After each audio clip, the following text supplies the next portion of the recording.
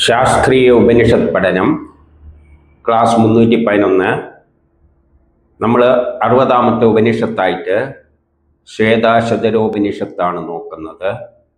അതിൽ 6ാമത്തെ അധ്യായത്തിൽ 6 മുതൽ 10 വരെയുള്ള മന്ത്രങ്ങളാണ്. 6ൽ പറയുന്നു, ഈ പ്രപഞ്ചത്തിൻ്റെ സംസാര ചക്രത്തെ കറക്കിക്കൊണ്ടിരിക്കുന്ന ആ ശക്തിവിശേഷം, അതായത് കാലചക്രം, സംസാര ചക്രത്തെ കറക്കുക എന്ന് പറഞ്ഞാൽ കാലചക്രം തന്നെയാണ്. അത് കറക്കിക്കൊണ്ടിരിക്കുന്ന ശക്തിവിശേഷം ഈ സംസാരമാകുന്ന ഈ സംസാരത്തെ ഒരു വൃക്ഷമായിട്ടും കാലമായിട്ടും പല ആകൃതികളായിട്ടും പല ആകൃതിയിലുള്ള കാര്യങ്ങളാണ് ഈ ലോകത്തിലുള്ളത്. എന്നിവയ്ക്കെല്ലാം അതീതനാണ് എന്ന് പറയുകയാണ്. അതിൽ നിന്ന് ഭിന്നനുമാകുന്നു. അവയുമായിട്ട് ഒരു ബന്ധവുമില്ല. അദ്ദേഹം തന്നെയാണ് കാലചക്രത്തെ കറക്കുന്നത്. കാലത്തിനനുസരിച്ചാണ് നമ്മുടെ ജീവിതം മുന്നോട്ടേക്ക് പോകുന്നത്. ഗ്രഹങ്ങളുടെ ചലനം അനുസരിച്ചാണ് ജീവിതം മുന്നോട്ടേക്ക് പോകുന്നത്, ലോകം മുന്നോട്ടേക്ക് പോകുന്നത്. അത് കറക്കുന്നതും അദ്ദേഹമാണ്. അദ്ദേഹത്തിൻ്റെ നിയമം അനുസരിച്ചാണ് കറങ്ങിക്കൊണ്ടിരിക്കുന്നത്. എങ്കിലും അദ്ദേഹം അതിൽ നിന്നും അതീതനാണ്. അതായത് അവിടെ നമുക്ക് നടക്കുന്ന സംഭവ വികാസങ്ങളിൽ ഒന്നും തന്നെ അത് തലയിടില്ല, തിരിഞ്ഞു നോക്കില്ല. അതിൻ്റെ അധീനതയിൽ തന്നെയാണ്. പക്ഷേ അവിടെ നടക്കുന്ന സംഭവങ്ങൾക്കൊന്നും അത് ഉത്തരവാദിയല്ല. അതതിൽ തലയിടുകയുമില്ല. ഏത്? ഈ പറഞ്ഞ ഈശ്വരൻ. ഇപ്പം നമ്മളൊന്ന് മനസ്സിലാക്കേണ്ടത്, നമ്മുടെ ജീവിതത്തിൽ എന്ത് പ്രശ്നങ്ങൾ ഉണ്ടായാലും അതെല്ലാം അത് നിശ്ചയിച്ച പ്രകാരം തന്നെയാണ് പോകുന്നത്. പക്ഷേ അതിൽ നിന്ന് പരിഹാരത്തിന് അതോട് ചോദിച്ചിട്ട് ഒരു കാര്യവുമില്ല. നിങ്ങൾ എന്ത് വഴിപാടുകൾ നടത്തിയാലും എന്ത് തലകുത്തി നിന്ന് കഴിഞ്ഞാലും അത് അതിൽ തലയിടില്ല. ഉദാഹരണത്തിന്, മഹാനായ അംബേദ്കറാണ് ഇന്ത്യൻ ഭരണഘടന ഉണ്ടാക്കിയതെങ്കിലും ഇവിടെ അദ്ദേഹം ഒരു വ്യവസ്ഥിതി ഉണ്ടാക്കി വെച്ചു. എന്നതിൽ കവിഞ്ഞ് അവിടെ നടക്കുന്ന സംഭവങ്ങളൊന്നും അദ്ദേഹം തലയിടില്ല. അദ്ദേഹത്തെ ആശ്രയിച്ചിട്ട് ഒരു കാര്യവുമില്ല. ആ അർത്ഥത്തിലെടുക്കണം. എങ്ങനെ ഓരോന്നും പോകണമെന്നത് നിശ്ചയിച്ചിട്ടുണ്ട്, അതിനനുസരിച്ചേ പോവുകയുള്ളൂ. പക്ഷേ അതേസമയം അതിൽ അദ്ദേഹം തലയിടാനും പോകുന്നില്ല. അവിടെ എന്ത് നടന്നാലും അദ്ദേഹം അതിൽ തലയിടില്ല. ആ ഒരു സിസ്റ്റം ഉണ്ടാക്കി വെച്ചിട്ടുണ്ട്. അതുപോലെ അത് പോയിക്കോളും. പിന്നെയോ, കാലത്തെ പോലും ഗ്രസിക്കുന്നവനാണവൻ. ആ കാലത്തെ പോലും ഗ്രസിക്കാൻ കഴിവുള്ളവനാണവൻ. പക്ഷെ അതേസമയം ആകാരരഹിതനാണ്. അവന് ഒരു രൂപവും ഭാവവും ഇല്ല. അവൻ ജനിച്ചു എന്നൊന്നും സങ്കല്പിക്കുന്നുണ്ടെങ്കിൽ അതെല്ലാം തെറ്റാണ്. അവൻ പല രൂപത്തിൽ ഇങ്ങനെ വന്നിട്ട് എന്തല്ലോ അവൻ തന്നെ ഉള്ളിലിരുന്നു കൊണ്ട് നമ്മളെ കൊണ്ട് ചെയ്യിപ്പിച്ചിട്ട് കാലം ഇങ്ങനെ മുന്നോട്ടേക്ക് പോകുന്നുണ്ട്. അത് ഒരു കമ്പ്യൂട്ടർ പ്രോഗ്രാം പോലെ പോവുകയാണ്. അതിനെ നിയന്ത്രിക്കാൻ ആരുമില്ല. അതുപോലും പക്ഷേ അതിൻ്റെ തീരുമാനം അനുസരിച്ചാണ്. അപ്പം നിയന്ത്രണം അതിനാണോ എന്ന് ചോദിച്ചാൽ അതിന് തന്നെയാണ്. പക്ഷെ അതിലത് തലയിടുമോ എന്ന് ചോദിച്ചു കഴിഞ്ഞാൽ തലയിടുന്നില്ല. കാരണം അത് തീരുമാനിച്ച് വിട്ടു. അതുമാതിരി അത് പോയിക്കോളും. അതൊരു സാക്ഷിയായിട്ട് അവിടെ നിൽക്കും. എങ്കിലും ധർമ്മ സംരക്ഷണത്തിന് വേണ്ടി ശ്രമിക്കുന്നവനും അവൻ ധർമ്മം സംരക്ഷിക്കും. ആ നിയമത്തിലും അത് ഉണ്ടാക്കിയിട്ട് വരുന്നുണ്ട്. അധർമ്മം നടക്കുമ്പോൾ കാലം മുന്നോട്ടേക്കാണ് പോകുന്നത്. നല്ലൊരു ലോകം, അതൊരു വിഭാവനം ചെയ്ത നല്ല ലോകമുണ്ട്, അവിടത്തേക്കാണ് പോകുന്നത്. അതിനെതിരായിട്ട് ധർമ്മം അധർമ്മം എപ്പോഴെങ്കിലും നടക്കുന്നുണ്ടെങ്കിൽ കാലം തന്നെ അതിനെ തട്ടിമാറ്റിക്കാനുള്ള സംവിധാനവും അതുണ്ടാക്കി വെച്ചിട്ടുണ്ട്. അപ്പം അതുകൊണ്ട് തോന്നുന്ന മാതിരി അത് പോകുന്നില്ല. അത് നല്ലൊരു ലോകത്തിലേക്ക് തന്നെയാണ് പോകുന്നത്. അപ്പം ധർമ്മ സംരക്ഷിക്കുന്നവനും പാപത്തെ നശിപ്പിക്കുന്നവനുമാണ്. അതിനുള്ള വ്യവസ്ഥിതി അത് കാലാകാലങ്ങളിൽ ഞാൻ വന്ന് അധർമ്മത്തെ ഇല്ലാതാക്കുന്നു പറഞ്ഞു വെച്ച് കഴിഞ്ഞാൽ ഇവിടെ എന്ത് ധർമ്മങ്ങളും ഒരു സിസ്റ്റം ഇങ്ങനെ പോകും. അത് ദുഷിക്കുമ്പോൾ സഹിക്കും കുറേ കാലം. അതിൻ്റെ മാക്സിമത്തിലെത്തുമ്പോൾ അതിനെ തച്ചുടച്ചിട്ട് മറ്റൊരു സിസ്റ്റത്തിലേക്ക് അത് പോകും. അതെല്ലാം പ്ലാനിൽ തന്നെ ഉണ്ടാക്കി വെച്ചിട്ടുണ്ട്. അതിന് അത് തന്നെ വരണമെന്നൊന്നുമില്ല. പിന്നെ അത് തന്നെ വരണമെന്ന് ചിന്തിച്ചു കഴിഞ്ഞാൽ അത് തന്നെയാണ് വരുന്നത്. കാരണം അത് തന്നെയാണ് എല്ലാമായിട്ട് വരുന്നത്. അപ്പം അങ്ങനെയുള്ളൊരു നമുക്ക് പോലും ഉൾക്കൊള്ളാൻ പറ്റാത്ത തരത്തിലുള്ള ഒരു ശക്തി വിശേഷമാണ് അത്. അത് ഐശ്വര്യദായകനാണ്. നമുക്ക് ഐശ്വര്യം നൽകാൻ വേണ്ടി തന്നെയാണ് ഒരു സിസ്റ്റം ഉണ്ടാക്കിയിട്ടുണ്ട്, അല്ലാതെ അതിനെ കൊണ്ടൊരു കാര്യമില്ല.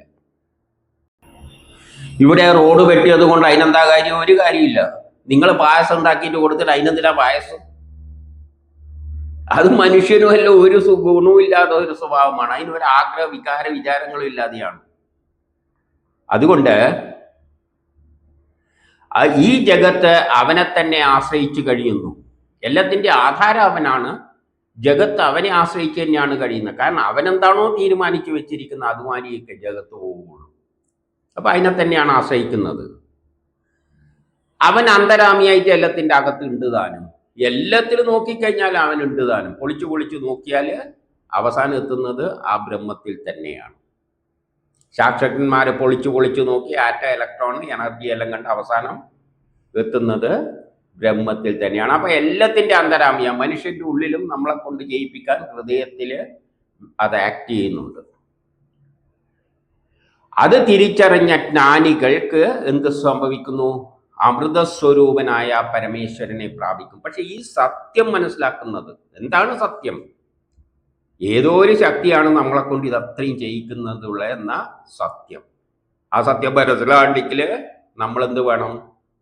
നമ്മളെ അജ്ഞാനം മാറ്റിയിട്ട് ഈ ഭൗതിക ചിന്തകളെല്ലാം ഉപേക്ഷിച്ചിട്ട് ഞാനെന്ന ചിന്ത ആദ്യം കളയണം. കാരണം ഞാനെന്ന ചിന്തക്ക് പ്രശസ്തിയില്ല. അതാണ് ഞാനെന്ന ചിന്ത ഉണ്ടാക്കിയിട്ട് എന്നെ കൊണ്ട് ഇതെല്ലാം ചെയ്യിപ്പിക്കുന്നത് എന്ന് മനസ്സിലാക്കുമ്പോൾ പിന്നെ എനിക്കെന്താണ് പ്രാധാന്യം? ഈ സത്യവും കൂടി മനസ്സിലാക്കുമ്പോഴേ ബ്രഹ്മസ്വരൂപ ജ്ഞാന സ്വരൂപമായിട്ട് നമ്മൾ മാറുകയുള്ളൂ. 7 ഈ പരമേശ്വരൻ എല്ലാ ദേവതകളെക്കാട്ടിയും ലോകപാലകരെക്കാട്ടിയും ഏറ്റവും മുകളിലാണ്. ലോകത്തെ പാലിക്കാൻ കുറേ ശക്തി വിശേഷങ്ങളെല്ലാം ഉണ്ട്. ലോകത്തെ പാലിക്കുന്ന സൂര്യൻ പാലിക്കുന്നുണ്ട്, ചന്ദ്രൻ പാലിക്കുന്നുണ്ട്, പല ദേവതകളുണ്ട്, നമ്മളെ പാലിക്കുന്ന അച്ഛനമ്മ, ഇങ്ങനെ ഏതുണ്ടായാലും അതിനെക്കാട്ടി എത്രയോ ഉപരിയാണ് ആ ശക്തി വിശേഷം. അത് ലോകം പാലിക്കുന്നവനും ഭരണാധികാരിയുമാണ്. അവൻ തന്നെയാണ് ലോകത്തെ ഭരിക്കുന്നത്. കാരണം അവനൊരു വ്യവസ്ഥിതി ഉണ്ടാക്കിയിട്ടുണ്ട്. ലോകം അതിനനുസരിച്ചേ പോവുകയുള്ളൂ. എല്ലാ ഭരണാധികാരികളും അദ്ദേഹത്തിന് അധീനനാണ്. അതായത് ഏതെല്ലാം ലോകപാലകരുണ്ടോ, ഏതെല്ലാം പൊസിഷനിൽ ആളിരിക്കുന്നുണ്ടോ അവരെല്ലാം അവന് അധീനനായി പ്രവർത്തിക്കുന്നു. അതിലൂടെയാണ് അവൻ ലോകത്തെ ഭരിക്കുന്നത്. ഈ പാലകരെല്ലാം ഉണ്ടെങ്കിൽ അവരിലൂടെ തന്നെയാണ് അവൻ ലോകത്തെ ഭരിക്കുന്നത്. അവൻ ബ്രഹ്മാണ്ടത്തിന്റെ സ്വാമിയാണ്. ഈ പ്രപഞ്ചം അഖണ്ഡ ബ്രഹ്മാണ്ടത്തിന്റെ സ്വാമിയാണ് അവൻ. അവൻ പ്രകാശസ്വരൂപനാണ്. പ്രകാശത്തെ പോലെ, പ്രകാശത്തെ നമ്മൾ കാണാൻ പറ്റുമോ? വെളിച്ചം നമ്മൾ കാണുന്നില്ല. വെളിച്ചയിലൂട്ട് വെളിച്ചം എടുക്കുന്നുണ്ട്. നമുക്ക് വെളിച്ചത്തെ കാണാൻ പറ്റുന്നുണ്ടോ? അത് ഏതെങ്കിലും വസ്തുവിൽ വീഴുമ്പോൾ അതിനെ കാണാനല്ലേ പറ്റുന്നുള്ളൂ. ആ വസ്തുവിനെയാണ് നമ്മൾ കാണുന്നത്, അല്ല വെളിച്ചത്തെ അല്ല. ഇപ്പം ടോർച്ച് അടിച്ചതിൻ്റെ വെളിച്ചം വഴി ചുമരുമ്പിൽ കാണും, അല്ല നടുവ് കാണും? ഇല്ല. പൊടിയുണ്ടെങ്കിൽ പൊടി കാണും. അപ്പം ടോർച്ചിന്റെ വെളിച്ചം ഇങ്ങനെ സഞ്ചരിക്കുന്നതായിട്ട് തോന്നുന്നത് ആ പൊടിയിൽ തട്ടിയിട്ട് ആ വഴി കാണുന്നതാണ്, അല്ലാതെ വെളിച്ചത്തെ അല്ല. അത്തരത്തിലുള്ള ഒരു ആകർഷണ ശക്തിയാണത്. പ്രകാശസ്വരൂപന. അതുപോലെ അദ്ദേഹത്തെക്കാൾ ശ്രേഷ്ഠനായിട്ട് ആരും തന്നെ ഇല്ല ലോകത്തില്. അദ്ദേഹത്തെക്കാട്ടിയും ശ്രേഷ്ഠനായിട്ട് ആരുമില്ല. അദ്ദേഹം തന്നെയാണ് ഈ ജഗത്തിന്റെ കാരണമായി തീർന്നത്. ഈ ജഗത്തുണ്ടാകുന്നതിന് പിന്നിലുള്ള കാരണവും അദ്ദേഹം തന്നെയാണ്. അദ്ദേഹത്തിന് തോന്നി ഒരു ജഗത്ത് ഉണ്ടാക്കണം. ഇതിനു വേണ്ടിയാ കുട്ടികൾ കടപ്പുറത്തിരുന്നിട്ട് മണ്ണുകൊണ്ട് ഉണ്ടാക്കി കളിക്കുന്നവരെ അദ്ദേഹത്തിന് തോന്നി. അങ്ങനെ അദ്ദേഹം ഉണ്ടാക്കി. അദ്ദേഹം അതേസമയം തന്നെ ഇവയിൽ നിന്നെല്ലാം വേറിട്ട് നിൽക്കുന്നു. അതേസമയം അതെന്ത് ചെയ്യുന്നുണ്ട്? ഇതിൽ നിന്നെല്ലാം വേറിട്ട് നിൽക്കുന്നു. എങ്ങനെയാ? നമ്മൾ നേരത്തെ പറഞ്ഞ മാതിരി ഇന്ത്യൻ ഭരണഘടന ഉണ്ടാക്കിയിട്ട് മഹാനായ അംബേദ്കർ മാറി നിന്ന പോലെ. പിന്നെ അതുമായിട്ട് ഒരു ബന്ധവുമില്ല. അതുപോലെയാണ് അദ്ദേഹം നിൽക്കുന്നത്. 8 ജീവികളെ പോലെ ഈ പരമേശ്വരന് ശരീരമോ ഇന്ദ്രിയങ്ങളോ ഇല്ല. ഈശ്വരന് ഇന്ദ്രിയങ്ങളോ ഇല്ല. അപ്പൊ ഈശ്വരൻ ഏതാണ്? ആ പരബ്രഹ്മ പരമേശ്വരനാണ്, പരബ്രഹ്മമാണ്. അതുകൊണ്ടാണ് ഓച്ചിറയിൽ ആദ്യമുണ്ടാക്കിയ ആള് സങ്കല്പത്തില് അതിന് രൂപവും ഭാവവും ഇല്ലാതെ വെറുതെ അങ്ങനെ പ്രതിമയൊന്നും ഇല്ലാതെ സൃഷ്ടിച്ചത്. അപ്പൊ അതാണ് ഈശ്വരൻ. ഈശ്വരന് രൂപവും ഭാവവും ഇല്ല. അതുകൊണ്ട് ഒരു പ്രതിമയും ബ്രഹ്മത്തിനില്ല. ബ്രഹ്മാവിനല്ല. ബ്രഹ്മാവല്ല നമ്മളെ പോലെയുള്ള ദേവതകൾ പല ആവശ്യത്തിന് വേണ്ടി സൃഷ്ടിക്കാൻ വേണ്ടി ഉണ്ടാക്കിയിട്ടിരിക്കുക. രാവിലെ തൊട്ട് വൈകുന്നേരം വരെ ജോലി ഇതാണ്, സൃഷ്ടിക്കൽ. സൃഷ്ടിക്കുന്ന ശക്തി അതൊരു ശക്തിയാണ്. എന്താണോ സൃഷ്ടിക്കുന്ന അതിൻ്റെ പിന്നിലുള്ള ശക്തി, ആ ഇന്ദ്രിയങ്ങളും കൊണ്ടും കൂടാതെ തന്നെ എല്ലാ ഇന്ദ്രിയങ്ങളിലും അവൻ പ്രവർത്തിക്കുന്നുണ്ട്. അവന് ഇന്ദ്രിയങ്ങളൊന്നും വേണ്ട. പക്ഷെ നമ്മൾ ഇന്ദ്രിയങ്ങൾ പ്രവർത്തിക്കുന്നത് അവന്റെ ശക്തിയാലാണ്. അപ്പൊ ആ ശക്തി എന്ന് പറയുമ്പോൾ ഏതോ ഒരു ശക്തി, നമ്മളെ ഇന്ദ്രിയങ്ങൾക്കൊരു ശക്തിയുണ്ട്. അതാണ് കാഴ്ചശക്തി നൽകുന്നത്. കാഴ്ചശക്തി, കേൾവി ശക്തി, ഏതോ ഒരു ശക്തി വിശേഷം കണ്ണിനും ചെവിട്ടിനും എല്ലാം ഉണ്ട്. ആ ശക്തി വിശേഷം അതിൽ ആണ് ആ ശക്തി വിശേഷം നൽകുന്നത്. അപ്പൊ ഈ കാഴ്ചശക്തി എന്ന് പറയുന്നത് ഒരു മനുഷ്യന്റെ രൂപത്തിലാണ് അല്ല. അതുപോലെ തന്നെ ബ്രഹ്മാവ് സൃഷ്ടിശക്തി, എവിടെ സൃഷ്ടി നടക്കുന്നുണ്ടോ അതിന്റെ പിന്നിൽ ഒരു ശക്തിയുണ്ട്. ആ ശക്തിക്കാണ് ബ്രഹ്മാവ് എന്ന് പറയുന്നത്. കഥയിൽ ഇങ്ങനെ കണ്ണു മൂക്കെല്ലാം വെച്ചു. കൃഷ്ണൻ എന്ന് പറയുന്നത് കാലശക്തി. ഒരു കാലഘട്ടത്തില് ഈ ലോകത്തിൽ മാറ്റിമറിക്കുന്ന അധർമ്മങ്ങളെ ഇല്ലാതാക്കുന്ന ആ കാലത്തിന്റെ പിന്നിലെ ശക്തിയാണ് കൃഷ്ണൻ. വേറെ അതിന് മുമ്പിലുള്ള ഗോത്ര കാലഘട്ടത്തിലുള്ളതാണ് പരശുരാമൻ. അത് കഴിഞ്ഞിട്ട് കൊളോണിയലിസത്തിന്റെ കാലഘട്ടത്തിലുള്ള ആ കാലത്തിന്റെ പിന്നിൽ വർക്ക് ചെയ്ത ശക്തിയാണ് ശ്രീരാമൻ. അല്ലാതെ അതിനൊന്നും എന്തില്ല, ഇന്ദ്രിയങ്ങളൊന്നുമില്ല. അത് എല്ലാവരുടെ ഇന്ദ്രിയങ്ങളിലൂടെ അത് പ്രവർത്തിക്കും. അപ്പം കൃഷ്ണന്റെ കാലഘട്ടത്തിലാവുമ്പോൾ മൂന്നാം ലോകമഹായുദ്ധ കാലഘട്ടത്തില് മഹാഭാരത യുദ്ധത്തില് ആ കാലമാകുന്ന ശക്തി പുട്ടിലൂടെയും മനുഷ്യരുടെ ഓരോ ബുദ്ധിയിലൂടെയും പ്രവർത്തിക്കുമ്പം തന്നെ അധർമ്മത്തിന് അങ്ങനെയാണ്, അതിനു വേണ്ട ആൾക്കാരിലൂടെ അത് പ്രവർത്തിക്കും. ആ ശക്തി വിശേഷം എല്ലാ ഇന്ദ്രിയങ്ങളെയും പ്രവർത്തിപ്പിക്കുന്നു. അപ്പോൾ ഇന്ന് മൂന്നാം ലോകമഹായുദ്ധത്തിന്റെ നടുവിലാണ്. ആ ലോകമഹായുദ്ധത്തിൽ അതന്നെയാണ് മഹാഭാരത യുദ്ധം. ആ കാലഘട്ടത്തിന്റെ പിന്നിലെ ശക്തിയാണ് കൃഷ്ണൻ. ആ കൃഷ്ണൻ പുട്ടിനിലൂടെയായിരിക്കും, ചിലപ്പോൾ വേണ്ടവർക്ക് ട്രംപിലൂടെയാണോ എന്ന് വിചാരിച്ചു, അതല്ല അവരവരുടെ ഇഷ്ടം. പക്ഷെ എനിക്ക് പുട്ടിനിലൂടെയാണ് ആക്ട് ചെയ്യുന്നത് എന്ന് ചിന്തിക്കാനാണ് താല്പര്യം. എൻ്റെ ബുദ്ധി അങ്ങനെയാണ് എന്നെ കൊണ്ട് അത് പറയിപ്പിക്കുന്നത്. ആര് തന്നെ? ആ ബ്രഹ്മം തന്നെ. ആരും അദ്ദേഹത്തെക്കാൾ വലിയവനോ സമനോ അല്ല. ആരും അദ്ദേഹത്തെക്കാൾ വലിയവനാവില്ല, സമൻ പോലും ആകാൻ പറ്റില്ല. അത്രയും വലിയ ശക്തിവിശേഷമാണത്. അദ്ദേഹത്തിൽ നിന്ന് ഭിന്നമായി യാതൊന്നുമില്ല. അതും പറയുന്നുണ്ട്, അദ്ദേഹത്തിൽ നിന്ന് ഭിന്നമായിട്ട് ഒന്നുമില്ല. ഈ പ്രമോദ അദ്ദേഹത്തിൽ നിന്നും ഭിന്നനല്ല. ഈ ശരീരമായതും അദ്ദേഹം തന്നെയാണ്. ആ ബ്രഹ്മം നിർഗുണമായ ശക്തിവിശേഷമാണ്. ഇലക്ട്രോണും പ്രോട്ടോണുകളെല്ലാമായിട്ട് ഈ പ്രമോദായിട്ട് മാറിയത്. അതുകൊണ്ട് അതിൻ്റെ ഉള്ളിലിരുന്നിട്ട് ഇതെല്ലാം പ്രമോനെ കൊണ്ട് ഇതെല്ലാം ചെയ്യിപ്പിക്കുന്നതും ആ ശക്തി വിശേഷമാണ്. അതുകൊണ്ട് ഒന്നും അതിൽ നിന്നും ഭിന്നനല്ല. ചണ്ടാളനെ തൊട്ടാൽ അശുദ്ധിയായി പോകുന്നെല്ലാം പറയുന്നത് മണ്ടത്തരമാണ്, അജ്ഞതയാണ്. കാരണം അതും ബ്രഹ്മം തന്നെയാണ്. അമ്പലത്തിൽ വെച്ചിരിക്കുന്ന ബിംബവും നമ്മൾ തന്നെയാണ്. പിന്നെ നമ്മൾ പോയി തൊട്ടാൽ എന്താ കുഴപ്പം? എന്താണ് ശുചി? ശുചി എന്നതൊന്നുമില്ല. ബ്രഹ്മത്തിന് അങ്ങനെ ഭാവഭേദമൊന്നുമില്ല. വിയർപ്പും അത് തന്നെ. വിയർപ്പായിട്ട് വന്നത് അത് എന്തിനു വേണ്ടിയിട്ടാണ്? നമ്മളെ ശരീരത്തിന്റെ ചൂട് കുറക്കാൻ വേണ്ടിയിട്ടാണ്. അപ്പോൾ ഒന്നും അശുദ്ധിയില്ല. ഒന്ന് തൊട്ടാലും ഒരു അശുദ്ധിയില്ല. ആർത്തവുള്ള സ്ത്രീ ആയാലും ഒരു ചുക്കുമില്ല.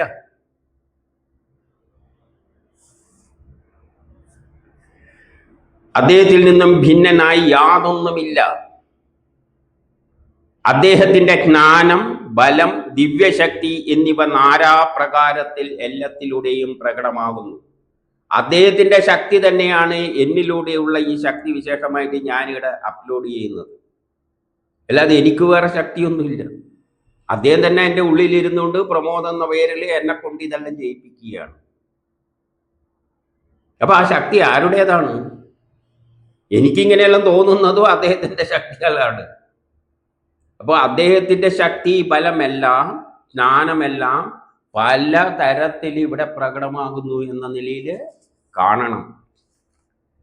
ഇനി 9, പരമാത്മാവിന് സ്വാമിയായി ആരുമില്ല. അദ്ദേഹത്തിന് ഒരു സ്വാമിയും ഇല്ല, അതിന്റെ മുകളിൽ ആരുമില്ല. എല്ലാം അദ്ദേഹത്തിന്റെ ദാസന്മാരും സേവകന്മാരും. നമ്മളെല്ലാം അദ്ദേഹത്തിന്റെ ദാസന്മാരും സേവകന്മാരുമാണ്. ബ്രഹ്മ, വിഷ്ണു, മഹേശ്വരന്മാരും ഞാനും എല്ലാം അദ്ദേഹത്തിന്റെ ദാസന്മാരും സേവകന്മാരുമാണ്.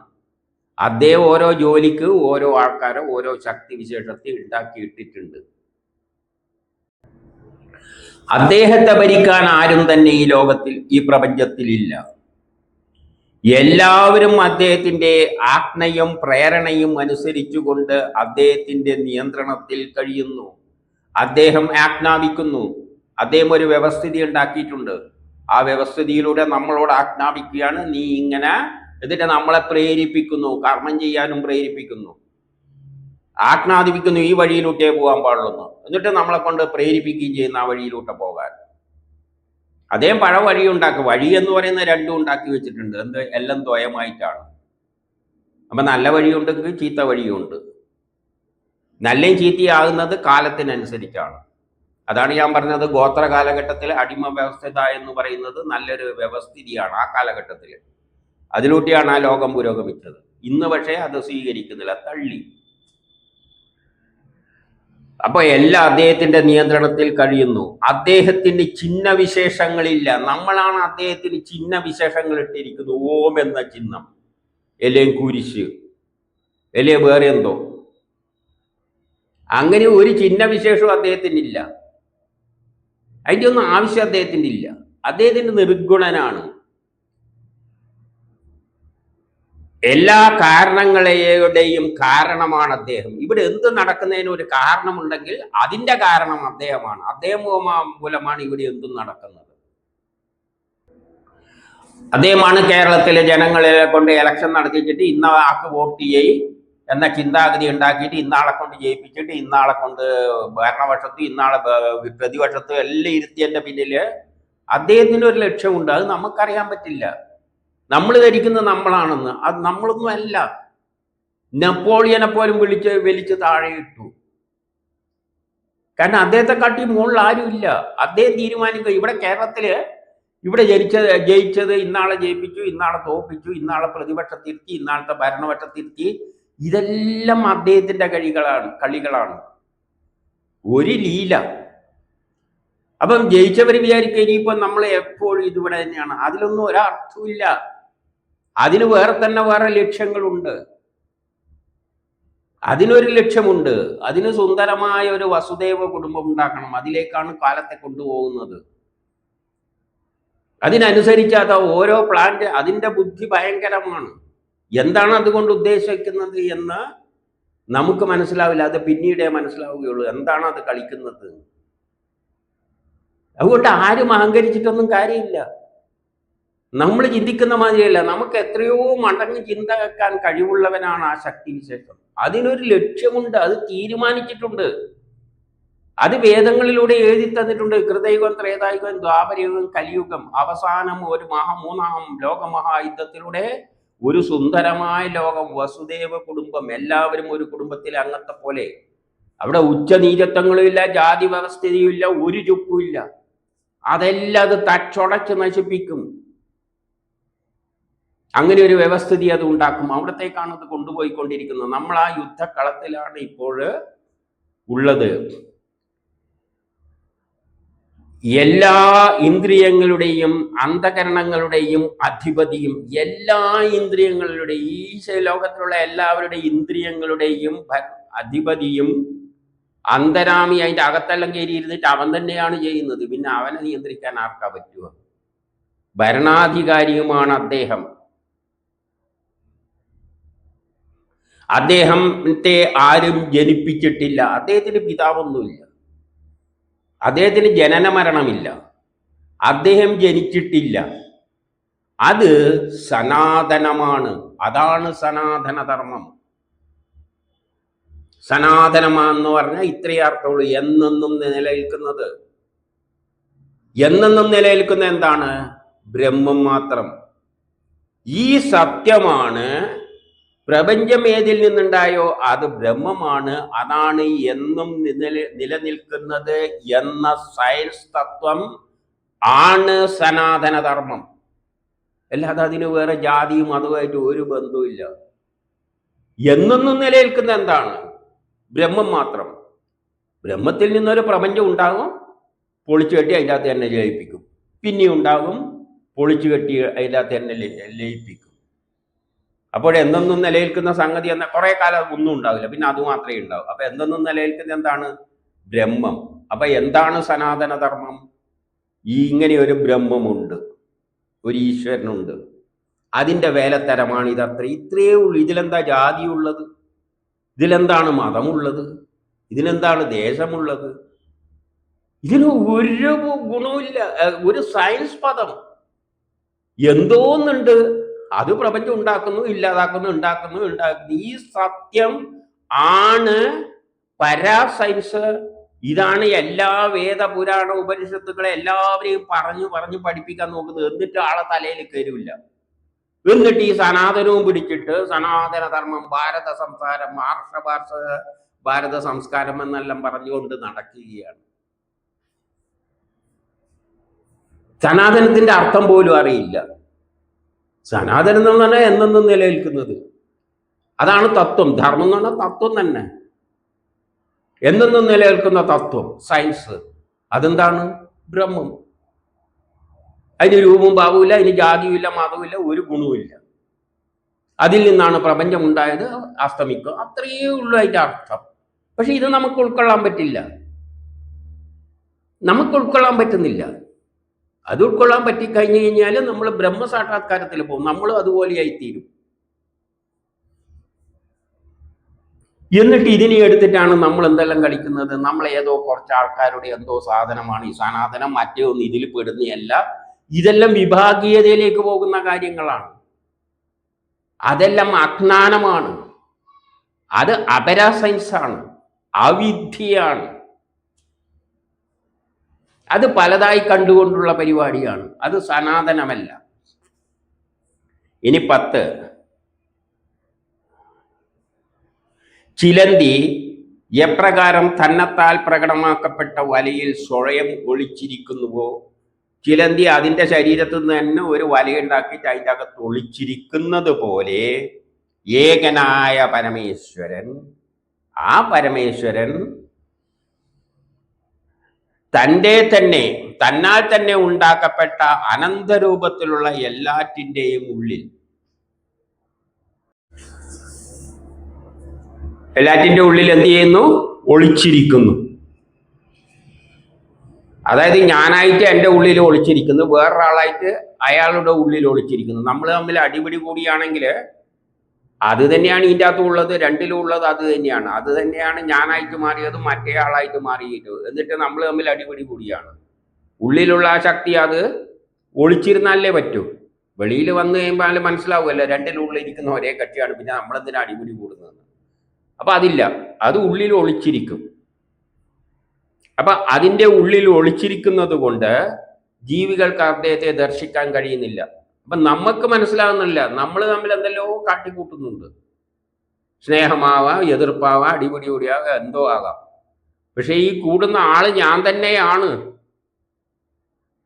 ഇപ്പൊ ഈ രണ്ട് കൈയും തമ്മിൽ അടിപിടി കൂടില്ല, ഭയങ്കര സഹകരണമാണ്. എന്തുകൊണ്ട്? ഇത് ഞാൻ തന്നെയാണ്, ഈ കയ്യോ അത് എനിക്കറിയാം. അതുപോലെ അകത്തിരിക്കുന്ന കക്ഷി വെളിവാക്കി തരികയാണ്, ഞാൻ തന്നെയാണ് പ്രമോദം, ഞാൻ തന്നെയാണ് മറ്റവനും എന്ന് തോന്നിപ്പിച്ചു കഴിഞ്ഞാൽ ഞങ്ങൾ തമ്മിൽ പിന്നെ അടിപിടി കൂടുന്ന എന്തിനാ?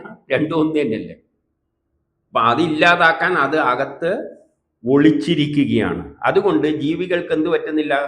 അതിനെ മനസ്സിലാക്കാൻ, ദർശിക്കുവാൻ ആകുന്നില്ല. സർവശക്തനും സർവത്തിനാധാരവും ആയ പരമേശ്വരൻ. ആ പരമേശ്വരനാണ് സർവശക്തൻ, എല്ലാറ്റിൻ്റെയും ആധാരം. ഞാനീ പറഞ്ഞ ഞാനും വേറെ ആളും തമ്മിൽ തർക്കത്തിലാണെങ്കിൽ ഞാനും അത് തന്നെയാണ്, അതിൻ്റെ ആധാരവും അതിൻ്റെ ആധാരവും എല്ലാം ഒന്ന് തന്നെയാണ്. ആ പരമാത്മാവ്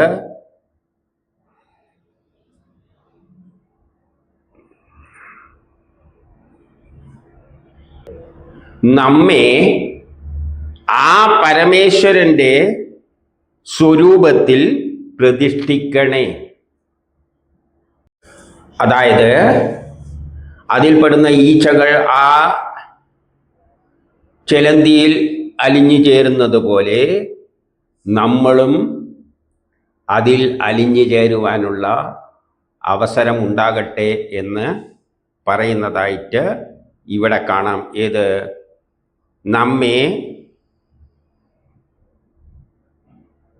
പരമാശ്രയമായ ആ പരബ്രഹ്മ സ്വരൂപത്തിൽ പ്രതിഷ്ഠിക്കണേ എന്ന് പറയുന്നത് നമ്മെ അതിൽ പ്രതിഷ്ഠിക്കണേ, ആ പരബ്രഹ്മത്തിൽ പ്രതിഷ്ഠിക്കണേ, അതിൽ എത്തിച്ചേരണേ, നമ്മൾ അതിൽ പോയി ലയിച്ചു ചേരണമേ എന്താണ് ഇവിടെ അപേക്ഷിക്കുന്നത്, അഭ്യർത്ഥിക്കുന്നത്, അല്ലെ പ്രാർത്ഥിക്കുന്നത്. ഏതുപോലെ എന്ന് വേണമെങ്കിൽ ആ ചിലന്തി വലേൻ്റെ കാര്യത്തിലാണെങ്കിൽ നമുക്ക് ചിന്തിക്കാം. പ്രാണികളെല്ലാം അവസാനം ആ ബ്രഹ്മത്തിൽ പോയി, ആ ചിലന്തിയിൽ പോയി ലയിക്കുന്നത് പോലെ എന്ന് വേണമെങ്കിൽ ആ വ്യാഖ്യാനവും അവിടെ എടുക്കാം. ഇനി അടുത്തതിൽ